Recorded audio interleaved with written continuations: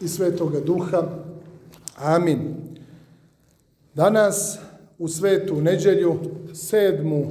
po Vaskrsenju, kada se proslavlja prvi oci, episkopi prvog Vaseljenskog sabora, prvi Vaseljenski ili sveopšti čitavog svijeta sabor hrišćanskih episkopa, dogodio se 325. godine, prije tačno 1700 godina.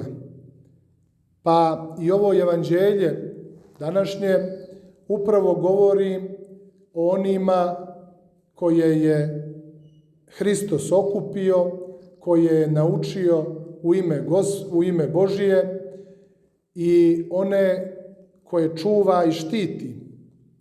Crkva Božja jeste zaista episkop, svještenstvo i narod. I ona je živa kako na nebu, tako i na zemlji.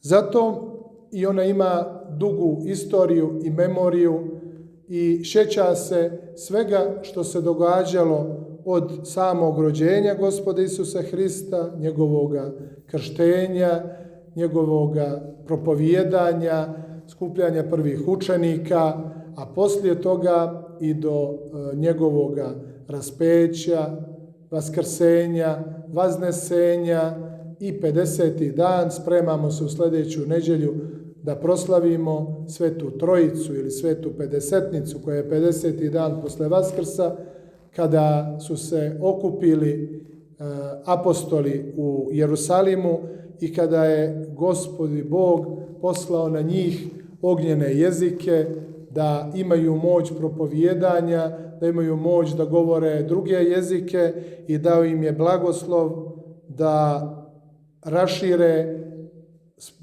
bogonosnu i spasonosnu nauku Hristovu i da rašire Hristovu crkvu svuda po svijetu. Neka bi Gospod Bog molitvama svetih otaca prvog Vaseljenskog sabora, svetih naših crnogorskih arhijereja, svetog Petra Cetinskog, svetog Vasilija Ostroškog, svetoga novoproslavljenoga mitropolita Antonija i svih svetih da nas čuva i da hodimo putem ka spasenju u Gospodu. Neka vas Bog čuva i blagoslovi. Amin.